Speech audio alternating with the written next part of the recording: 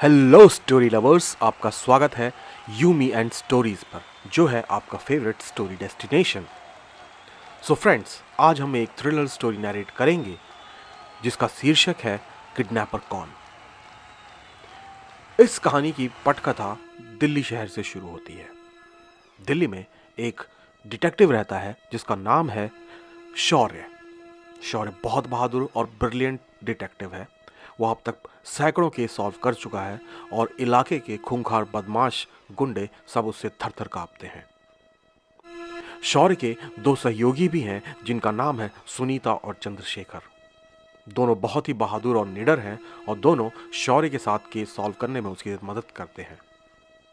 एक दिन की बात है, तीनों ऑफिस में बैठे थे कि फोन की रिंग बजती है और उस तरफ से एक लड़की बोलती है, डिटेक्टिव शौर्य, मैं सुमन बोल रही हूँ। आप जल्दी से मेरे घर आ जाइए, मुझे आपसे ज़रूरी बात करनी है। आप प्लीज़ मेरे घर आ जाइए, मैं बहुत मुसीबत में हूँ। मैं आपको अपना एड्रेस भेज रही हूँ। आप घबराइए मत, मैं अभी आता हूँ, शौर्य ने जवाब दिया। इसके बाद शौर्य अपने सहयोगियों चंद्रशेखर और सुनीता के साथ सुमन के घर जाता है। अंदर जाने के बाद पता चलता है कि सुमन घर पर नहीं होती है। सुमन तो अभी घर पर नहीं है, तब तक हम यहीं बैठकर उसका इंतजार करते हैं, सुनीता ने कहा।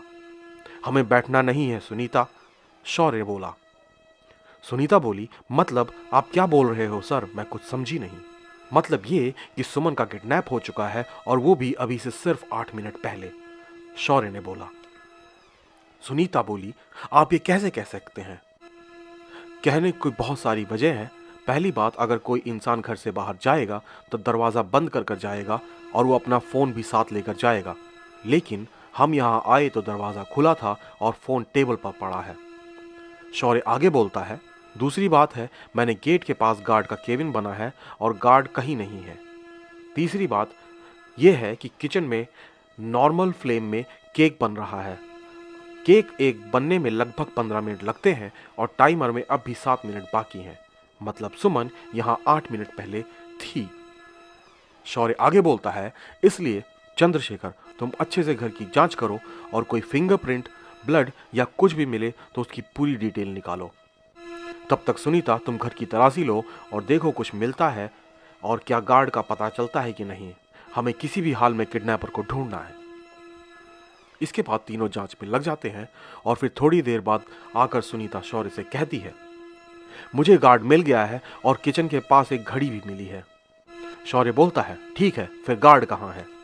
सुनीता, वो अलमारी में बंद था और देखकर लगता है उसके साथ मारपीट हुई है।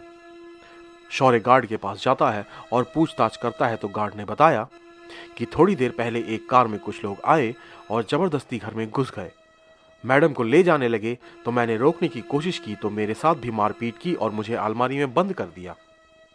शौर्य बोला, ठीक है, तुम चिंता मत करो, हम सब लोग उन सब का पता लगा लेंगे। चंद्रशेखर बोला, सुमन के फिंगरप्रिंट के अलावा कुछ नहीं मिला। अब हम क्या करें? हमारे पास तो कोई क्लू भी नहीं है और किडनैपर भी भाग चुके हैं। अब हमें कैसे पता लगेगा कि वो कहां पर है? हाँ, लेकिन ये सब हमें गार्ड बताएगा, शौर्य ने कहा। सुनीता, गार्ड कैसे बताएगा? शौर्य बोला, क्योंकि ये झूठ बोल रहा है। यहाँ एक नहीं 2 गाड़ियां आई थी। मैंने घर में आते वक्त टायरों के 2 निशान देखे थे।